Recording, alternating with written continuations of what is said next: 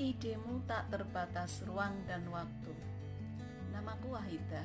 Aku lahir di kota yang dijuluki kota santri Kaliwungu, Kendal. Mungkin karena lingkungan membentuk kami menjadi keluarga yang religius. Kami 4 bersaudara, aku ragil dan perempuan sendiri. Aku mengenal kata Tutwuri Handayani saat aku duduk di SD dulu. SD Negeri Nolokerto 1 namanya, 1 kilometer dari rumahku.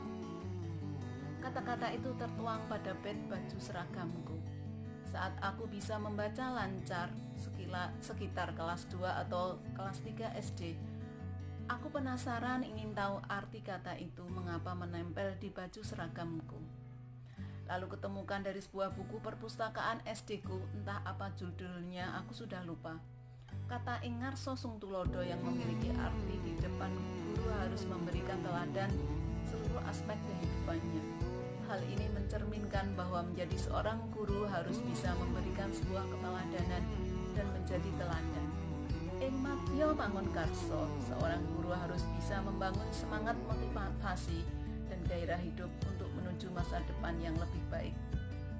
Hal ini menjelaskan bahwa menjadi seorang guru harus mampu memberikan dorongan serta motivasi bagi peserta didik untuk dapat mengembangkan kemampuan dan potensi dirinya.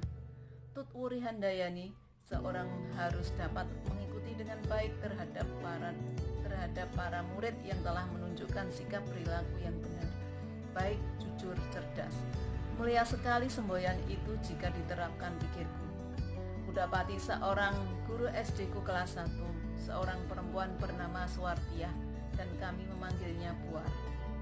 Pribadinya yang kalem, sabar, dan telaten sekali mengajari kami membaca. Sekalipun beliau tak pernah marah. Jika kami ramai, beliau duduk terdiam di kursi guru depan kelas. Diam sambil berkedip memandangi kami. Lalu kami pun menyadari kelakuan kami, dan kami terdiam kembali memperhatikan pelajaran beliau. Sering beliau membuat kelas kami dalam kelompok, menyuruh kami memasangkan huruf atau kata yang telah ditulis di karton berbentuk kotak, agar menjadi kalimat yang bermakna sesuai dengan permintaan beliau. Bagi kami yang bisa menjawab lebih dulu, maka boleh istirahat dahulu. Kami antusias dan bersemangat berlomba untuk bisa menyusun kalimat yang pertama. Barangkali karena kesabaran beliau selalu mengajar kelas 1. Kelas di mana pada fase ini anak masih dekat dengan ibunya dan peralihan dari taman kanak-kanak.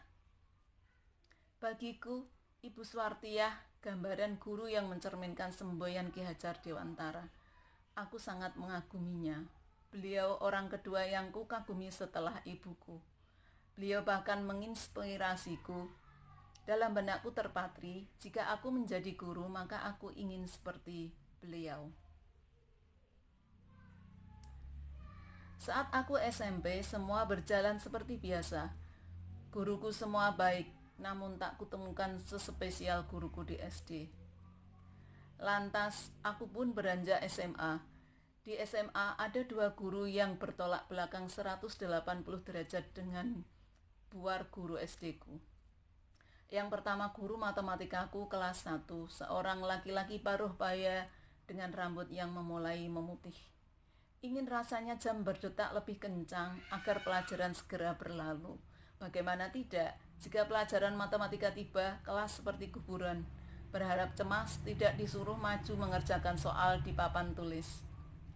Tiap hari kami hanya diberi soal dan disuruh mengerjakan di papan tulis.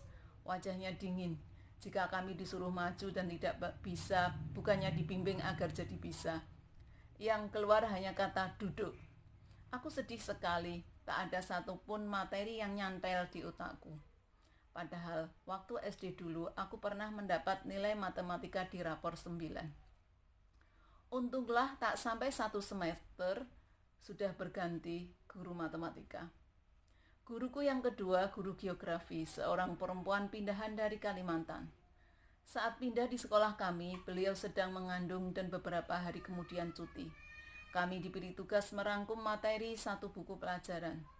Saat masa cuti beliau berakhir, kami dipanggil satu persatu duduk di kursi menghadap beliau.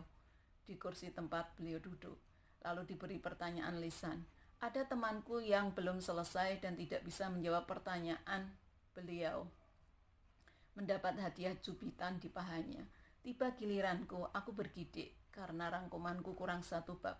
Dengan langkah gontai memberanikan diri maju ke depan.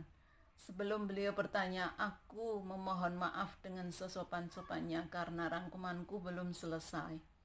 Alhamdulillah, aku selamat dari cubitan dan disuruh duduk.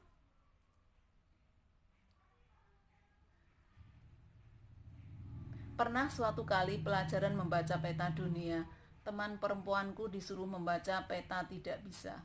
Dibentak pakai penggaris yang dipukulkan di papan tulis sampai patah.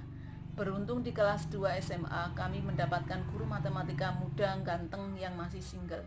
Dengan gaya mengajar yang mudah dipahami dan bersahabat, membuat beliau menjadi idola kami. Bahkan di antara kami banyak yang berkunjung ke kos-kosan untuk bertanya kesulitan mempelajari matematika maupun hanya sekedar bermain. Maklum dulu belum ada HP seperti sekarang. Dari gambaran cerita di atas, dua guruku, guru matematika kelas 1 SMA dan guru geografi SMA, barangkali mewarisi produk pendidikan kolonial, karena mereka lahir di era kolonial, sehingga mengenyam pendidikan kolonial yang masih menerapkan perintah paksaan dan hukuman. Sedangkan dua guruku yang lainnya, yaitu guru SD ku kelas 1 dan guru matematikaku kelas 2, mereka mewarisi sikap-sikap humanis pendidikan Ki Hajar Dewantara. Pendidikan yang mengacu kodrat alam, kodrat zaman, yang menuntun anak dan menghamba pada anak. Dua guruku inilah yang menginspirasiku menjadi guru dan membimbingku memilih jalan menjadi guru matematika. Semoga aku bisa seperti mereka menjadi guru yang dicintai murid-muridnya. Semoga Allah Subhanahu wa Ta'ala selalu membimbingku untuk selalu di jalannya. Amin ya Rabbal Alamin.